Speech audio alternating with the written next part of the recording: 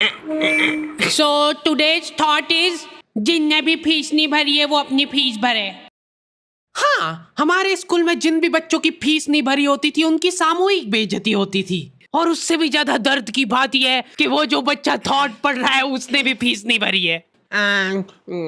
School वालों ने intentionally उसको वो थॉट दिया था ताकि उसकी अंतरात्मा भी बेइज्जत फील करे। उस दिन हम सब बच्चों को असेंबली में 2 घंटे तक खड़ा रखा था क्योंकि हमारी प्रिंसिपल मैडम ने दिन रात मेहनत करके कोई सा तो नारी शक्ति का अवार्ड खरीद लिया था। लास्ट 2 पेटी बोल रहे हैं लोग। बाप रे, 2 किसको बोलते हैं आपको पता भी है? 2 में तो नहीं। हाँ। लेकिन मैडम आप मानोगी नहीं, आपके पहले जितने लोग आए उनको मैंने 4 पेटी से कम में दिया नहीं किसी को। चलो उठा लो इसको। अरे उसको नहीं, लाश को। ठीक है। मैम आपको दिख रहा है ना सामने का राम नाम।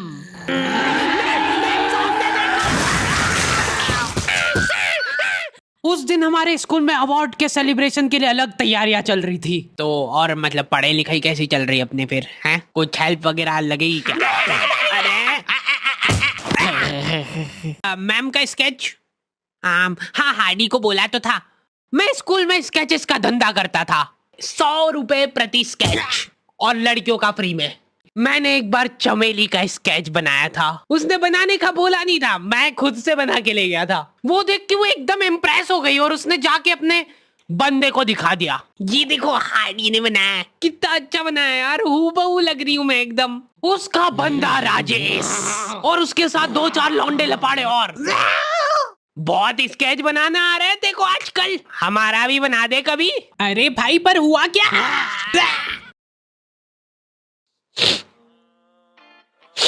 मैं रोते हुए एक ही चीज सोच रहा था कि ऐसा क्या गलत कर दिया यार मैंने। सिर्फ आई लव यू चमेली तो लिखा था मैंने।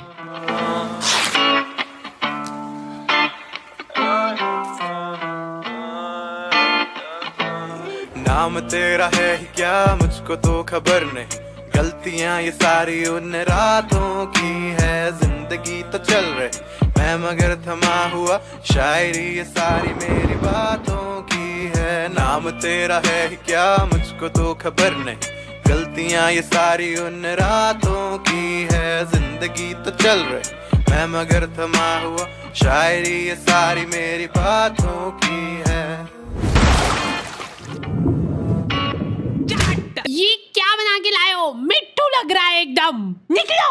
ड्राइंग वाली मैडम ने मेरे को प्रिंसिपल मैडम का स्केच बनाने का बोला था और मैं अपनी जिंदगी का सबसे वाहियात स्केच बना के ले गया क्योंकि फ्री में बनवा रहे थे मेरे से।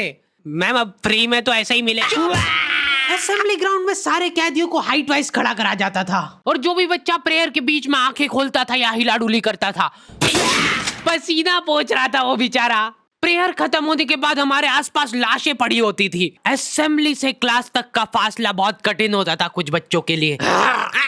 ओए रोक इधर, तेल क्यों नहीं डाला?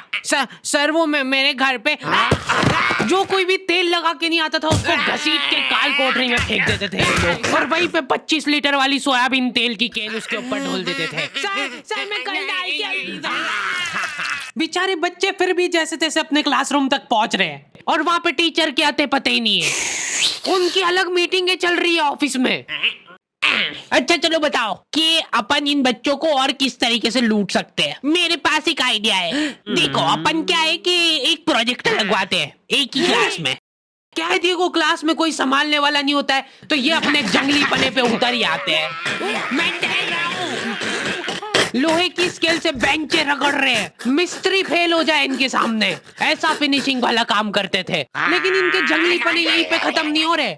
2 लौंडे उठे और उन्होंने उनकी बेंच उठा के खिड़की से बाहर फेंक दी। अब उनको देख के बाकी बच्चे भी क्लास का सारा सामान उठा के खिड़की से बाहर फेंक रहे। और क्यों कर रहे हैं ये सब वो इनको खुद को नहीं पता है।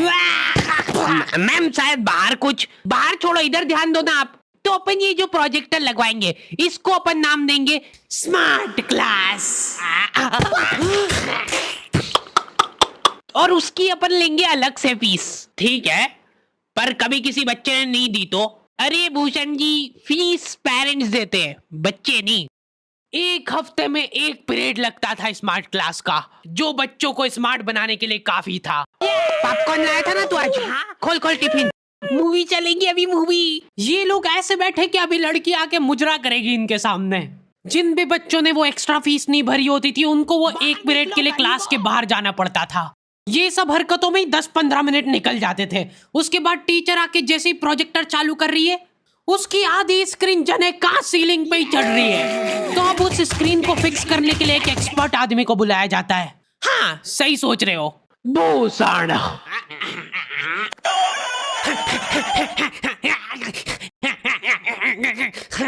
जो बेंच पे चढ़ के उस स्क्रीन को सेट करता है। यस। और जैसे ही प्रोजेक्टर चालू होता था पीरियड ही ओवर हो जाता था। और जो गरीब बच्चे बाहर खड़े थे उनमें से गलती से एक ने क्लासरूम में झांक लिया। क्या देखा तूने? है क्या देखा? मैम कुछ नहीं, बस एक लाइट जलती हुई दिख रही थी मेरे को। 10 रुपए लगेंगे तूने जो 1 सेकंड देखा है उसके। ये सुविधा के कारण हमारे स्कूल के बच्चे इतना स्मार्ट बन गए थे ना। एक बार एक बच्चे को गुस्सा आया तो वो प्रोजेक्टर की डिस्प्ले केबल उखाड़ के ले गया घर। और अफसोस उस दिन के बाद कोई भी बच्चा स्मार्ट नहीं बन पाया। मैम जल्दी चलो, ऊपर एक केस हो गया। हमारे स्कूल में आए दिन कुछ न कुछ केस होते रहते थे, लेकिन ये केस थोड़ा पेचीदा था। हमारी क्लास के किसी बच्चे ने लव लेटर लिखा था चमेली को और वो लग गया टीचर के हाथ। तो ये अब केस बन चुका है पूरे स्कूल का। सारे टीचर लोग अपने काम धाम छोड़ के उस मुजरिम को पकड़ने में लग गए। जो टीचर लीव लेके छुट्टी मनाने गए थे वो आधे रास्ते से पलट के आ गए थे। ये सर आ गए। बेटा सही सही बता दो किसने लिखा है। अब ये 10-15 टीचर लोग आपस में डिस्कशन कर रहे हैं। सर आपने लिखा है तो बता दो, अपन बात दबा देंगे। फिर इन्होंने एक और एक्सपर्ट टीचर को बुलाया। बेटा सुन लो, मैं शक्ल देख के बता देती हूँ एक बार में कि कौन है मुजरिम। तुम बाहर जाओ। हाँ तुम भी बाहर जाओ। तुम भी। क्लास में सिर्फ 4 लड़के बचे जिनमें से एक मैं हूँ। बाकी सभी बच्चे इसके शक के दायरे में थे। उन सभी बच्चों को काल कोठरी में ले जाके टॉर्चर किया जा रहा था। बोल दे बेटा क्यों लिखा है। इधर मैडमों को अलग चीजों की टेंशन हो रही थी। इसने चमेली में मात्रा तक गलत लगाई है। अरे रुको, इसका बाप भी बोलेगा सच। बोल दे बेटा क्यों लिखा था। बस हाँ बोल, तूने लिखा था। बोल। सर हाँ सर मैंने हाँ नहीं लिखा। सर हमने नहीं लिखा। चुप। बोल सच बोल। अभी भी मौका है, बोल दे। बोल दे कि तूने लिखा सर। मरना ही आज मतलब तुमको। मुंह खोल। ऐसे तो ये कसई मार डालेगा सारे बच्चों को। साइड करो इसको, मैं जा रही हूँ। अरे मैम सबने सच बोल दिया है, इन सभी ने मिल के लिखा है। हाँ sir, very good very good. चलो अब साइड हो जाओ। ये क्या, किसने मारा मेरे बच्चों को? पानी पियो बेटा, लो पानी पियो। लेकिन उसके पहले मेरे को बताओ कि तुम में से किसी ने लिखा है या नहीं। इधर इनकी क्लास में अलग इन्वेस्टिगेशन चल रही थी। बेटा देखो, अगर तुमको आपस में भी किसी पे शक हो तो तुम लोग बता सकते हो खुल के, किसी से डरने की कोई जरूरत नहीं है। इतने में राजेश उठ के बोल रहा है, मैम मेरे को हार्डी पे शक है। तो पहले क्यों नहीं बताया? उसके बाद ये लोग मेरे को ही पकड़ के ले गए। अभी देखो मेरी शक्ल पता है थोड़ी सी ऐसी भोली टाइप है, तो मेरे को बचपन से ही उस चीज का एडवांटेज मिला है। जैसे किसी बच्चे से लड़ाई हो गई, सर इसने ही मारा है मेरे बच्चे को। नहीं ये नहीं मार सकता यार, इसको जरूर किसी ने फंसाया है। कुछ भी बोलो यार, लेकिन मेरे को नहीं लग रहा यार कि ये हो सकता है मुजरिम। बेटा सच बताओ, तुमको किसने फंसाया है? बेटा देखो, अगर किसी ने तुमको फंसाया है तो उसका नाम बताओ। डरो मत, घबरा मत, सिर्फ नाम बताओ। हाँ बेटा, डरने की बिल्कुल बात नहीं है।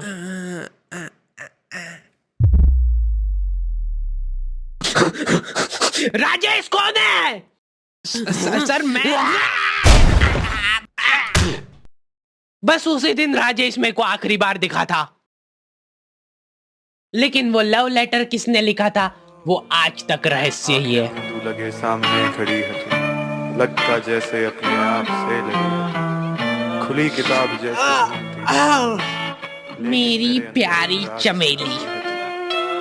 नाम तेरा है क्या मुझको तो खबर नहीं, गलतियां ये सारी। ओके, तो दी एंड हो चुका है। और आई नो वीडियो बहुत लेट है, क्योंकि हमारे पास काम करने वाले लड़के लड़कियों की कमी है, इसलिए वी आर हायरिंग। तो अगर तुम में से कोई भी इंटरेस्टेड है और हमारे काम में कहीं भी कंट्रीब्यूट कर सकता है तो तुम अप्लाई कर सकते हो। सारी डिटेल्स तुम लोगों को डिस्क्रिप्शन वगैरह में मिल जाएगी। और प्लीज कोई भी ऐसे मेल्स मत भेजना जिसको पढ़ के हमारा वीडियो बनाने से मन ही उड़ जाए।